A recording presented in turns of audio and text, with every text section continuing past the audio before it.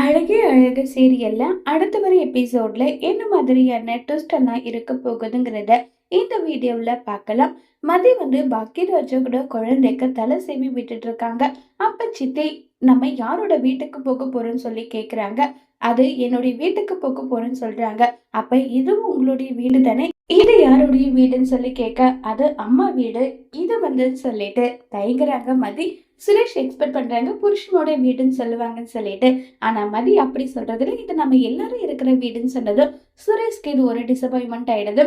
சித்தப்பா, உங்க ட்ரெஸ் சூப்பரா வேற லெவல்ல இருக்குன்றாங்க. அப்படியே குட்டி, தேங்க்ஸ்டா, உன்னுடைய ட்ரெஸ்ஸும் அழகா இருக்கு. ஆனா நம்ம இன்னைக்கு போக போறது ஒரு மொக்கையான வீடு. அந்த வீட்டுக்கு இந்த அளவுக்கு ட்ரெஸ் எல்லாம் பண்ண வேண்டாம்னு சொல்லிட்டு சுரேஷ் வெறுப்பேத்த உடனே மதி இங்க மன்னராட்சியெல்லாம் நடக்கும். ஆனா என் வீட்டுல மன்னராட்சியெல்லாம் நடக்காதுன்னு சொல்லிட்டு இதை விட மோசமா எந்த வீடும் இருக்காதுன்னு சொல்லி சுரேஷோட வீடு சொல்ல, இங்க ரொம்பவே நாய்ஸா இருக்கு, வா நம்ம வெளியே போகலாம்னு சொல்லிட்டு மதி அங்கிருந்து போனது. இவளுக்கு திமிர் மட்டும் குறையவே இல்லைன்னு சொல்லிட்டு சுரேஷ் ஒரு பக்கம் ரொம்பவே கோபத்துல இருக்காங்க. அடுத்ததா எல்லாருமே வீட்டுக்கு வராங்க. மதியோட அப்பா அம்மாவுக்கு ரொம்பவே சந்தோஷமா இருக்கு. வாங்க மாப்பிள்ள, வாங்க உட்காருங்கன்னு சொல்லிட்டு எல்லாம் பேசிட்டு இருக்காங்க. சுரேஷுக்கு ரொம்பவே அன்கம்ஃபர்டபுளா தான் இருக்கு. ஏன்னா நம்ம சுரேஷுக்கு வர்றது பிடிக்கவே இல்லை. வேற வழி இல்லாம தான் சுரேஷ் வந்திருப்பாங்க. இப்ப நம்ம மதியம் எல்லாருமே ரொம்பவே சந்தோஷமா பேசிட்டு இருக்காங்க. அப்ப நம்ம மலர் சொல்றாங்க, ரொம்பவே சந்தோஷமா இருக்கு நல்லா சொல்லி பேசிட்டு இருக்காங்க. உங்க வீடை ரொம்ப நல்லா மெயின்டைன் பண்றீங்க நல்லா சொல்லி ரொம்பவே ஹாப்பியா பேசிட்டு இருக்காங்க. பேசிட்டு இருக்கும்போது இப்ப நம்ம மலர் கிட்ட சரி நாங்க போயிட்டு சுத்தி பார்த்துட்டு வரோம்னு சொல்லி ரேவதி வீட்டை சுத்தி பார்க்கலான்னு போயிடுறாங்க. ஏன்னா மதியம் அவங்க அம்மாவும் கொஞ்ச நேரமாவது பேசட்டுன்னு சொல்லிட்டு சொல்லிட்டு இருக்காங்க. என்ன மதி, உன்னுடைய புருஷன் ஏன் நம்ம வாங்கி கொடுத்த ட்ரெஸ்ஸை போட்டுக்கலன்னு சொல்லி கேக்குறாங்க. அது வேற ஒண்ணும் இல்லம்மான்னு சொல்லிட்டு மதியம் சமாளிச்சுட்டு இருக்காங்க. ஆமா, உன் புருஷன் ரொம்பவே ரூடா இருக்காரு, உன்கிட்ட நல்லா பேசுறாருன்னு சொல்லி கேக்குறாங்க. அவருக்கும் இது எதிர்பாராத கல்யாணம் தானே, எல்லாருமே கொஞ்சம் நாள்ல சரியாயிடுமா, கவலைப்படாதீங்கன்னு சொல்லி மதி பேசிட்டு இருக்க. கரெக்டா தங்கராஜி வராங்க. வாங்க சரியா வாங்க, நீங்க வருவீங்கன்னு நான் எதிர்பார்க்கவே இல்லைன்னு சொன்னதும் உடனே தங்கராஜ் நதியோட அப்பா கிட்ட, ஏன் அப்ப விளையாட்டுக்கு ஏதோ போன போட்டுன்னு கூப்பிட்டியான்னு சொல்லி கேக்குறாங்க. ஐயோ அப்படியெல்லாம் கிடையாது, நீங்க ஏகப்பட்ட வேலையில இருப்பீங்கல்ல அதனாலதான் சொன்னேன்னு சொல்லிட்டு ஏதோ ஒரு விதமா சமாளிச்சிடுறாங்க. சமாளிச்சிட்டதும் இப்போ உடனே பாத்தீங்கன்னா எல்லாரும் உட்காந்து மாறி மாறி பேசிட்டு இருக்காங்க. அப்ப தங்கராஜ் ஏமா, இந்த பொண்ணு படிக்கிறதுக்கு ஃபீஸ் நான் கட்டினேன், இந்த வீடு கட்டத்துக்கு பணம் வேணும்னு கேட்கும் போதெல்லாம் நான் தான் கொடுத்தேன், கடை செஞ்சு அடிச்சிருவாருன்னு சொல்லிட்டு ரொம்பவே மொக்கையா பேசிட்டு இருக்காங்க. உடனே பக்கியராஜுக்கு கோவம் இங்க விருந்துக்கு வந்திருக்கோம், இப்படிப்பட்ட நேரத்துல கூட இதெல்லாம் பேசணுமான்னு சொல்றாங்க. வேற எதை பத்தி பேசணும்னு சொல்லிட்டு எல்லாம் கிண்டல் பண்ணி பேசிட்டு இருக்காங்க. இது ரொம்பவே அன்கம்ஃபர்டபுளா இருக்கு பாக்கியராஜுக்கும். இப்ப விருந்துக்கு எல்லாரும் உட்கார்ந்துட்டு இருக்காங்க. சுரேஷோட தங்கச்சி உட்கார்ந்துட்டு இருக்காங்க. என்ன, எப்ப விருந்துனாலும் உடனே சாப்பாட்டுக்கு முன்ன வந்துடுவேன்னு சொல்லி கேக்குறாங்க. இல்ல அம்மா அப்பா போக சொன்னாங்க அதனாலதான் வந்துன்னு சொல்லிட்டு ஒரு மாதிரி அன்கம்ஃபர்டபுளா பேசிடுறாங்க. இப்ப எல்லாரும் உட்கார்ந்து சாப்பிட்டுட்டு இருக்காங்க. அப்ப மதியோட தங்கச்சி போன் பார்த்துட்டே இருக்காங்க. உடனே இதை நோட் பண்ற தங்கராஜ், என்ன போன் பார்த்துட்டு இருக்க, இவ்வளோ பேர் இருக்கோம், எல்லாரும் முன்னாடி சந்தோஷமா பேசுறத விட்டுட்டு போனை பார்த்துட்டு இருக்கியே, என்ன பாய் ஃப்ரெண்டான்னு சொல்லி கேக்குறாங்க. இல்ல, என் ஃப்ரெண்ட்ஸ் கிட்ட தான் சும்மா சேட் பண்ணிட்டு இருந்தேன், எங்க போனு கூட பாப்போம்னு சொல்லிட்டு போனு கேட்டதும் மதிக்கா பயங்கர கோவம் வருது.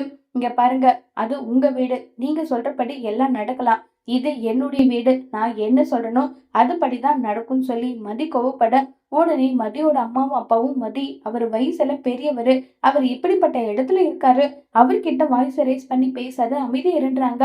நீங்க பண்ற எல்லாத்துக்கும் பொறுத்துக்கிட்டு இருக்கணும்னு எனக்கு எந்த அவசியமும் கிடையாது, நான் கண்டிப்பா கேள்வி கேட்பேன், எதுக்காக இப்படி பண்றீங்க, வீட்டுக்கு வந்தோமா கூப்பிட்டோமா சாப்பிட்டோமா போனோமான்னு இருக்கணும், அதை விட்டுட்டு எங்க பர்சனல் எல்லாம் நீங்க தலையிடாதீங்கன்னு சொல்லி ரொம்பவே கோவமா மதி பேசினது. உடனே சுரேஷுக்கா ரொம்ப கோவம் வருது.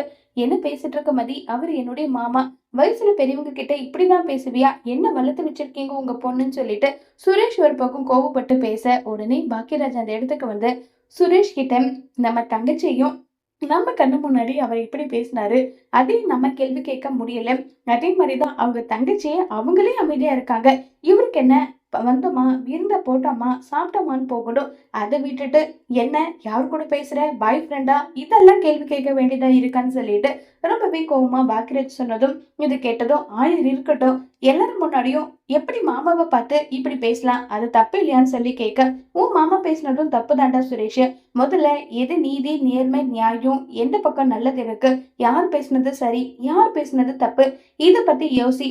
கண்மூடித்தனமா உன் மாமனுக்கு சப்போர்ட் பண்ணிட்டு இருந்து உன் வாழ்க்கை நீ ஸ்பாயில் பண்ணிக்காதுன்னு சொல்லி பாக்கியராஜ் சொல்ல, சுரேஷுக்கு என்ன சொல்றதுன்னே தெரியல. உடனே தங்கராஜ், என்னடா நான் பேசினது, நான் பண்ணது எல்லாமே தப்பா, இது என் குடும்பம் கிடையாதா, என் குடும்பம் நல்லா இருக்கணும்னு நினைக்க கூடாதான்னு சொல்லிட்டு ரொம்பவே கோவமா பேச, உடனே மதிக்கு, எங்க குடும்பத்தை பார்த்துக்க, எங்களுக்கு தெரியும் என் தங்கச்சி யார்கிட்ட பேசணும், யார்கிட்ட பேசக்கூடாது, எப்படி இருக்கணும், எப்படி இருக்கக்கூடாது, இது எல்லாமே அவளுக்கு நல்லாவே தெரியும். அவ ஒண்ணும் முட்டாள் கிடையாது.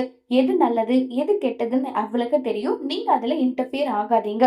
உங்க வீட்டோட நீங்க நின்றுக்கிறது தான் உங்களுக்கு நல்லதுன்னு சொல்லி வேற லெவல் மாசா மதி தங்கராஜ் கிட்ட பேச, இதை கேட்டதுமே உடனே மலர் வந்து ரேவதி கிட்ட, பத்தியா எப்படி பேசணும்னு பத்தியா, கரெக்டா பேசுறா, அண்ணனால பதில் சொல்ல முடியாத அளவுக்கு பேசுறா, ஆனா நம்மளாம் அப்படி பேசுவோமா, அண்ணி என்ன சொல்றீங்க, ஏங்கன்னு சொல்லி கேட்டா அவ்வளவுதான், முடிஞ்சு போச்சு. இப்ப பேசுறதுக்கு பதிலடி எல்லாம் எனக்கு வீட்டுக்கு போனதா இருக்கோ என்னவோன்னு சொல்லிட்டு ரேவதி ஒரு பக்கம் புலம்ப, இருந்தாலும் இதுவும் நல்லதா இருக்கு, இவர் பாட்டுக்கு வந்தா சாப்பிட்டா போக வேண்டியது தானே, அதை விட்டுட்டு எதுக்காக இந்த வேலைன்னு சொல்லி மாறி மாறி எல்லாரும் பேசிட்டு இருக்காங்க. தங்கராஜுக்கு இது ரொம்ப அவமானமா இருக்கு. மதிய பழிவாங்க தங்கராஜ் என்ன செய்ய போறாங்க, அதுக்கும் சுரேஷ் துணையா இருப்பாங்களா இல்லையாங்கிறத வரப்போற எபிசோட்ல வெயிட் பண்ணி பார்க்கலாம். தேங்க்யூ.